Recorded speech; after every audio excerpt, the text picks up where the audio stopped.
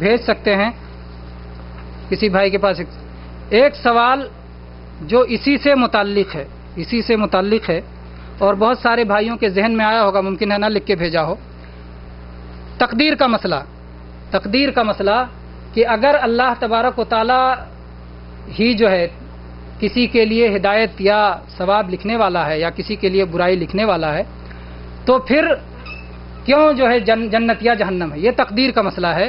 اور تقدیر کا مسئلہ میرے بھائی بہت واضح ہے، اس میں کسی شک و شبہ کی گنجائش نہیں ہے، جتنا واضح ہے آپ اسے سمجھنا بھی بہت آسان ہے۔ تقدیر کا مسئلہ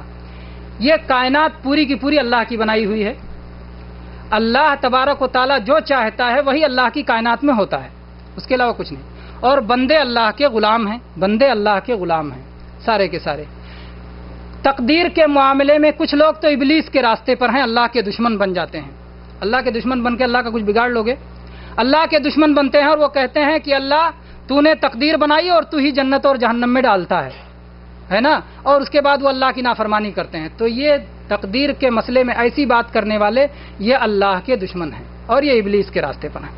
تقدیر کے راستے میں ایسی بات کرنے والے کہ جو کچھ ہے اللہ کی طرف سے ہے، اس لیے اگر ہم ایمان پہ ہیں تو یہ اللہ کا فضل ہے، اور اگر ہم سے برائی ہو جاتی ہے تو ہم نے غلطی کر لی، ہمیں اللہ کا حکم ماننا چاہیے، اس لیے کہ اللہ ہی نے تقدیر پر ایمان کے لیے بھی کہا ہے اور اللہ نے عمل بھی دیا ہے،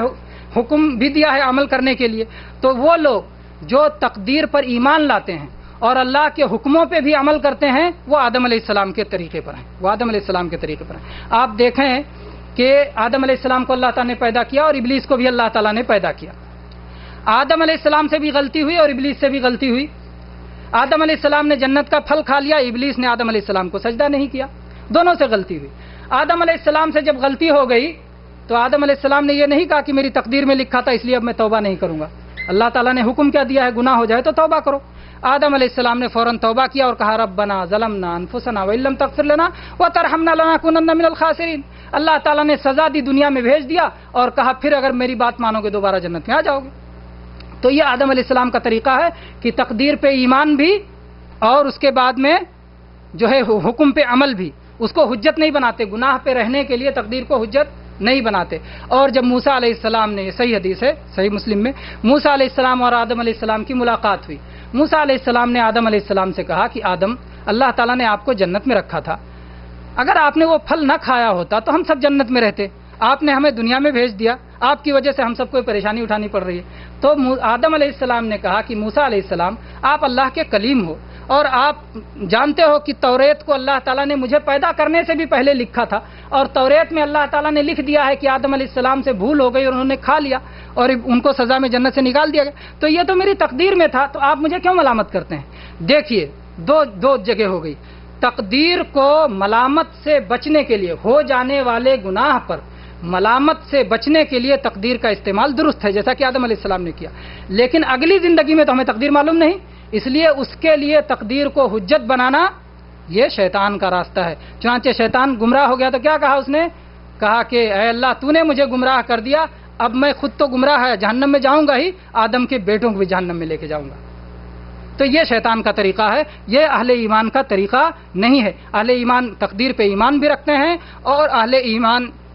جو ہے حکموں پہ عمل بھی کرتے ہیں۔ کوئی دنیا کا شخص ایسا نہیں ہوگا جو کہے کہ تقدیر کے سامنے میں مجبور ہوں،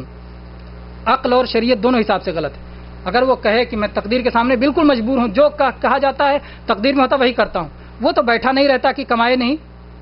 کہے کھانے کے لیے ہاتھ اٹھا کے منہ تک لے جاتا ہے، یہ نہیں کہتا کہ میرا ہاتھ نیچے ہی رہے گا، تقدیر میں ہوگا تو ہاتھ اٹھ کے منہ تک پہنچ جائے گا، وہاں تو تقدیر کو نہیں حجت بناتا، لیکن گناہ کرنے کے لیے تقدیر کو حجت بناتا ہے۔ میری تقدیر میں ہوگا تو میں نیک ہو جاؤں گا، میری تقدیر میں ہوگا تو مسلمان، وہاں تو تقدیر کو حجت بناتا ہے اور یہاں نہیں۔ میرے بھائی ہر پیاسا پینے کے لیے پانی ڈھونڈتا ہے، شراب کے پیچھے نہیں بھاگتا۔ ہر بھوکا کھانے کے لیے پانی ڈھونڈتا ہے، کھانے کے لیے کھانا ڈھونڈتا ہے، مٹی اور جو ہے کیا نام ہے گوبر کھانے کے لیے نہیں ڈھونڈتا۔ تو ایسے ہی اگر آپ جنت چاہتے ہیں تو آپ کو بھی نیک اعمال اس کے لیے کرنا ہوگا۔ تو اللہ تبارک و تعالیٰ ہی نے ایمان لانے کے لیے بھی حکم دیا ہے جنت و جہنم پر اور تقدیر پر، اور اللہ تبارک و تعالیٰ نے حکموں پر عمل کرنے کے لیے بھی کہا ہے۔ تو اس لیے یہ کہنا کہ جو ہے تقدیر کی وجہ سے ہی جب سب کچھ ہے تو اللہ تبارک و تعالیٰ کے سامنے دشمن بن کے کھڑا ہو جانا کہ اللہ تم بڑا ظالم ہے، اللہ کا کچھ نہیں بگاڑ سکتے، تم خود اپنا بگاڑو گے۔ اہل ایمان تم اپنے عقل سے بھی ٹکراؤ گے اور اپنے عمل سے بہرحال تقدیر کا مسئلہ بہت لمبا ہے، اللہ تبارک و تعالیٰ سے دعا ہے کہ یہ سیدھا سادہ مسئلہ ہم سب کو سمجھنے کی توفیق دے۔ جو بھائی کلاسوں میں آتے ہیں، مدرسے میں باقاعدہ تقدیر کے مسئلے کی تعلیم ہوتی ہے، اس کے حدیث بیان کی جاتے ہیں، وہاں خوب اچھی طرح سے آپ اس کو سمجھ سکتے ہیں انشاءاللہ۔ تو یہ باتیں تھیں، اب کچھ اعلانات وغیرہ ہیں، انشاءاللہ شیخ اس کے اعلانات کریں گے اور اس پر پروگرام کھانا کھا کر کے پروگرام ختم ہو جائے گا۔ السلام علیکم ورحمۃ اللہ وبرکاتہ۔ علم و حکمت اور توحید سے بھری ہوئی یہ تقریر آپ حضرات نے سماعت فرمائی اور اس میں بہت ساری باتیں ایسی لائی گئیں جن کا سننا اور سنانا ازحد ضروری تھا، اور بہت سارے ایسے شکوک و شبہات جو انبیاء کے تعلق سے لوگوں کے ذہن و دماغ میں بھرے ہوئے ہیں اس کا ازالہ بھی کیا گیا۔ اللہ تعالیٰ کہنے والے سننے والے سارے لوگوں کو اچھے عملوں کی توفیق عطا فرمائے، توحید پہ قائم و دائم رکھے اور توحید کے ساتھ اٹھائے اور حسن خاتمہ نصیب فرمائے، آمین۔